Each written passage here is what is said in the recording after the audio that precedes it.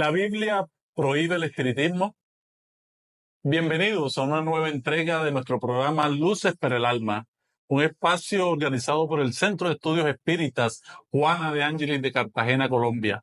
Hoy tenemos como invitado especial a Juan Carlos Ríos, quien nos va a ayudar con este interrogante planteado por nuestros internautas.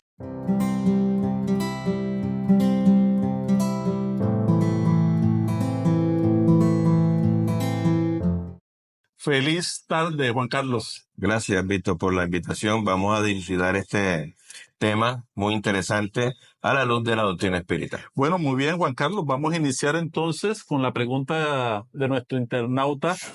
¿Y realmente la Biblia prohíbe el espiritismo? ¿En qué libro de la Biblia se basa para muchos para aseverar esto? Esto sale en el Deuteronomio, pero vamos a iniciar con un ejemplo moderno. Nosotros podemos decir que la Biblia, por ejemplo, prohíbe el Internet, prohíbe los celulares, las tablets, la tecnología. Claramente no. ¿Por qué? Porque esta tecnología no existía en los tiempos de la Biblia. Es similar a lo que sucede con el espiritismo. El espiritismo es una palabra relativamente nueva, es un neologismo que se llama. Y nació en 1857, cuando se publica el Libro de los Espíritus por Allan Kardec. Por lo tanto, hace 4.000 años o más, no sabemos exactamente la edad de la Biblia, no existía la palabra espiritismo. Por lo tanto, si no existe la palabra espiritismo, la Biblia no puede contener esta palabra, porque no existía hace 4.000 años. Entonces, aquí tenemos la primera conclusión, una vez arrancando, Víctor, y es que la Biblia no puede prohibir el espiritismo sencillamente porque la doctrina espírita no existía hace 4.000 años. Entonces, el libro o la Biblia que tenga esta frase, obviamente está adulterado. Entonces, no, la Biblia no prohíbe el espiritismo sencillamente porque no existía. Ahora, en el Deuteronomio efectivamente aparece una prohibición de Moisés de la comunicación con los espíritus, pero bajo otras índoles, bajo otras características que vamos a dilucidar durante nuestra conversación. Muy bien, Juan Carlos. Entonces, si sabemos ya que Moisés desaprueba esta comunicación con los muertos, como lo plantea realmente el Deuteronomio, y todos aquellos que también practican la adivinación y muchas otras prácticas supersticiosas como tal, ¿cuál entonces es el objetivo real de esta prohibición de Moisés? ¿Por qué se da esta prohibición? Moisés es un personaje muy interesante, a mí me apasiona. Lo que primero tenemos que tener en cuenta con Moisés es que la función principal de él era liberar al pueblo israelita y liberarlo de la influencia o de la esclavitud de los egipcios. ¿Qué pasa cuando un pueblo está bajo el yugo de otro pueblo? Pues absorbe las costumbres, las maneras, las formas. Esto es lo que pretendía Moisés depurar, y recordemos que estuvieron 40 años deambulando por el desierto, y el objetivo de esta peregrinación, de este éxodo que llaman, es depurar al pueblo israelita de las prácticas. Una de las prácticas que estaban acérrimas, que estaban muy introducidas dentro de la cultura, era pues este tipo de la necromancia y todo este tema hermético y de la adivinación y de los oráculos. ¿Qué pretendía Moisés? Pues depurar al pueblo de Israel de estas prácticas. ¿Por qué? Porque recordemos que el pueblo de Israel tenía la idea monoteísta y era la idea predominante y es la materia prima de por qué Jesús viene y reencarna en esta cultura, porque se necesitaba utilizar o diseminar la idea de un Dios único. Entonces, todas estas prácticas que hacían estas personas de estar incluso consultando a los muertos por cosas ínfimas de la vida diaria, eso lo que hacía era disminuir o distraer al pueblo de la fe. Entonces le daban más importancia a este tipo de actividades que realmente a la creencia de un Dios único, a la creencia de lo que se quería implementar, y por lo tanto Moisés estableció muchas leyes, Víctor, muchas leyes.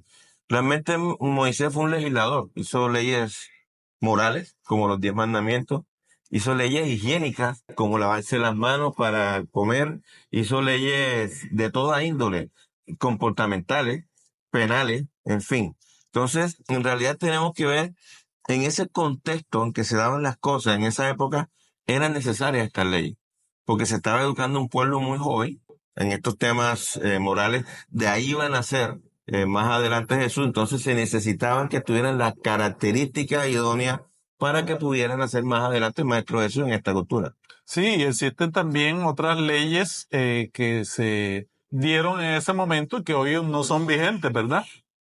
Existen otras leyes que Moisés impuso bajo un supuesto castigo divino para conductar, para disciplinar a este pueblo y que hoy no tienen razón de ser. Sí, claro, lo mencionábamos antes de cámara, el consumo de alimentos, por ejemplo, Sí. consumo de marisco en el desierto, pero lo que la gente ve como un tema religioso era realmente higiénico. Estando el desierto tan lejos del mar, pues las comidas del mar se descomponen. Entonces lo que iban era a causar epidemias, enfermedades. Y a Moisés le tocó llegar a ese detalle para poder educar a las personas. No es fácil poder tener toda esta cantidad de personas en el desierto y que cumplieran ley. Entonces, si no estamos mal, son más de 600 leyes las que creó Moisés. Las que permanecen en el tiempo son los 10 mandamientos. ¿Por qué? Porque si nos damos cuenta son leyes morales. Y la moral es y será siempre la misma porque es lo que regula el comportamiento de las personas. Y hablando después de los evangelios, vino el Maestro Jesús, él también sancionó este tema de la comunicación con los muertos. Esa pregunta es muy interesante. Jesús no prohibió la comunicación con los muertos. De hecho, la regula.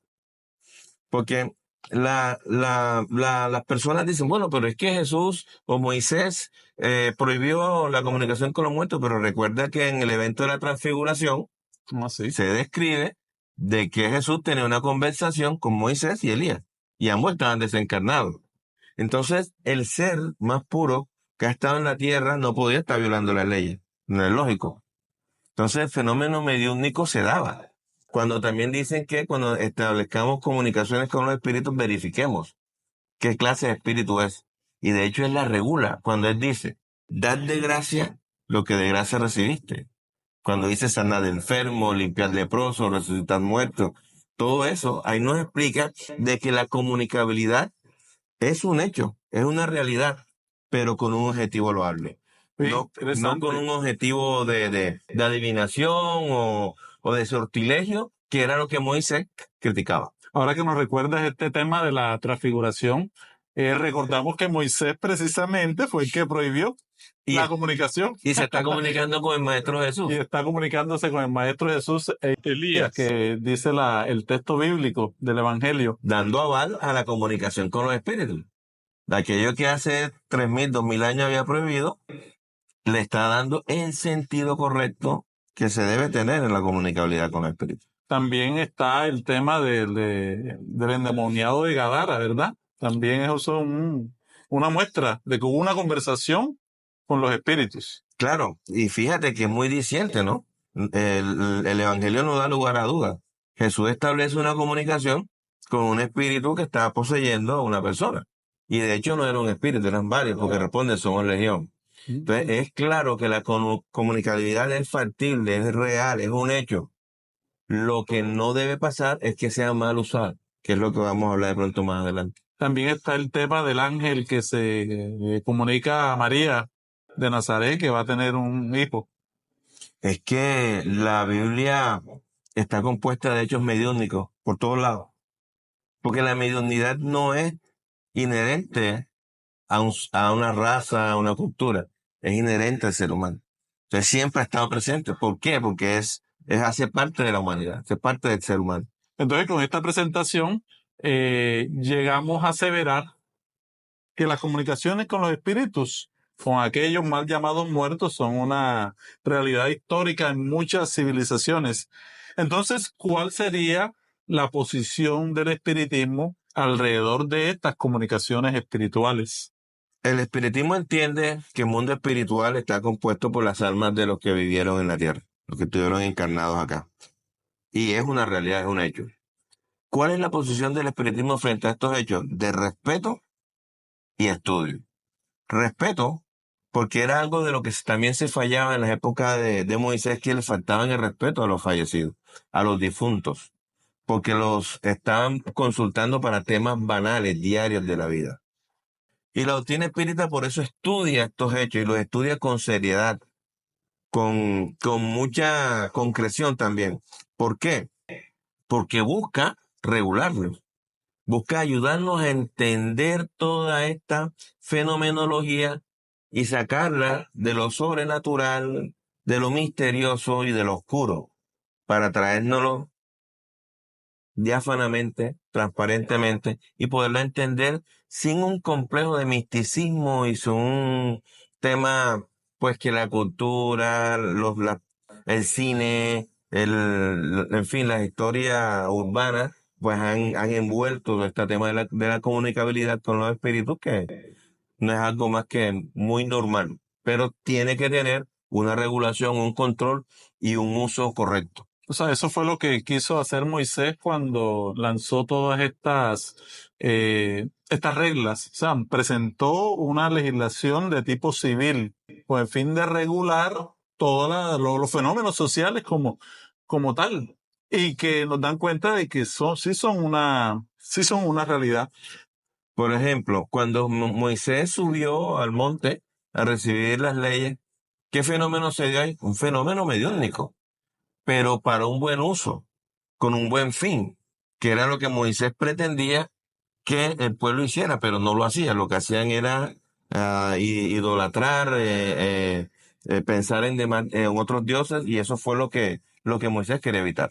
Entonces se da a entender entonces que con todo lo que hemos dicho, que el espiritismo eh, es solo comunicación con los espíritus. ¿Es cierto esto? Esto es muy importante y es clave en lo que estamos hablando, Víctor. ¿Por qué? Arrancamos con la pregunta. ¿Cuál fue la pregunta inicial? Si la Biblia prohíbe el El espiritismo. espiritismo. Sí. Pero realmente hemos terminado hablando de la comunicabilidad de los espíritus. Por lo tanto, es importante hacer esta aclaración. Esta pregunta es fundamental que la hagas. ¿Por qué? Porque el espiritismo no es mediunidad. Ni la mediunidad es el espiritismo. La mediunidad es un ser, es un sentido más del ser, como la vista, como el olfato, como el gusto, pero es el sentido espiritual. Ahora, ¿qué es el espiritismo? El espiritismo es un cuerpo doctrinario, es una ciencia que estudia el origen, la naturaleza del espíritu y la comunicabilidad con el mundo físico. Por lo tanto, es filosofía, ciencia, filosofía, y tiene consecuencias morales. Entonces, como tiene consecuencias morales, también tenemos que regular esa comunicabilidad con los espíritus. Entonces, el espiritismo nos ayuda a entender la mediunidad, a facultarla y sobre todo a utilizarla para el bien. Entonces, el espiritismo es mucho más que la mediunidad. La mediunidad es una parte muy importante del espiritismo, claro que sí. Es una parte muy importante de los centros espíritas, claro que sí, la mediunidad. Pero no es el espiritismo. El espiritismo es todo un compendio de una información, de una enseñanza muy profunda que tiene consecuencias morales en los seres humanos. Yo puedo ser espiritista y no puedo ser medium. Y si soy medium, pues tengo que regularlo a través del estudio con el espiritismo. Entonces no son cosas que se tienden a confundir, pues a través del tiempo las personas, y tampoco ha ayudado mucho la cultura, pues, diaria, la que nos ayuda a entender esto, pero hay una diferencia importante y por eso tu pregunta tiene una razón profunda de ser. Muy bien. Entonces, en conclusión, podríamos decir que la doctrina espírita está en acuerdo o en desacuerdo con esta prohibición que se hace en Deuteronomio. Hay que ser tajante. La doctrina espírita está de acuerdo con esta prohibición del Deuteronomio. Tan es así que esto tiene un nombre. En la doctrina espírita, esta problemática tiene un nombre y se llama mediunismo. Es cuando, estando en el espiritismo, nosotros le prestamos más atención al fenómeno mediúnico que a las consecuencias morales que se desprenden del estudio del espiritismo. O sea, estudiamos menos y practicamos más la mediunidad con hechos superfluos. Entonces se entra en una dependencia en los centros espíritas de la mediunidad. Y esto se llama mediunismo. Es una enfermedad muy peligrosa de los centros espíritas. porque esto puede acabar con centros espíritas. Y en la parte popular, fuera de los centros espíritas, hay personas que explotan estas facultades mediúnicas. También cabe dentro de esta prohibición. ¿No estás de acuerdo con esto? Claro, el espiritismo no está de acuerdo con estas prácticas. Por eso es necesario darle sentido moral a la mediunidad. ¿Cuál es el objetivo de la mediunidad? Demostrar la inmortalidad del alma y consolarlas a las almas encarnadas. Este es el objetivo primordial, no estar adivinando las cartas del porvenir, con quién te vas a casar, con quién no te vas a casar, cuál es el negocio. Este no es el sentido de la mediunidad, ni es el sentido del espiritismo. El espiritismo quiere crear mejores personas, mejores seres humanos, quiere que nos transformemos, que entendamos a Jesús como el modelo y guía de la humanidad y que hay un Dios que nos regula y que creó una serie de leyes universales naturales que nos van a ayudar a ellos a ser mejores. No busca lucrarse. Y por cierto, tenemos que hacer énfasis en eso, Víctor, porque eso es un gran error, un compromiso muy grande ante las leyes. Estas personas que están haciendo esto, que están usando la mediunidad para lucrarse, están cometiendo un grave error y se comprometen ante las leyes divinas de una manera que tendrá unas consecuencias en futuras encarnaciones para ellos muy delicadas y muy graves. Bueno, mil gracias, Juan Carlos, por estas respuestas que das a estas preguntas que hacen nuestros internautas y los invitamos nuevamente a seguir en nuestro canal, dándonos un like, suscribiéndose al canal y activando la campanita para las notificaciones. Si quieren saber más de este tema, pueden leer este hermoso libro que se llama El cielo y el infierno o la justicia divina de Allan Kardec, para que conozcan todo lo relacionado con estas situaciones de la espiritualidad. Y tenemos también la obra básica de la doctrina espírita, que es el libro de los espíritus. Les agradecemos mucho, Juan Carlos, por esta oportunidad. Gracias a ti. De responder estas preguntas a los internautas y los invitamos nuevamente a nuestro espacio de Luces para el Alma. También los invitamos a que conozcan nuestra obra social a través de www.fundacionremansodamor.org. Mil gracias por su sintonía y hasta pronto. Saludos a todos.